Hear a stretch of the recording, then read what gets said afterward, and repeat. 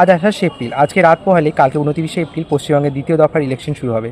এই বছরটি অত্যন্ত গুরুত্বপূর্ণ একটি কারণেই, এই বছর এসআইআর হচ্ছে। যেমন 2002 এসআইআর হয়েছে এবং এসআইআর লিস্ট এবছর অত্যন্ত গুরুত্বপূর্ণ ভূমিকা পালন করেছে নতুন ভোটার লিস্ট তৈরি করার জন্য।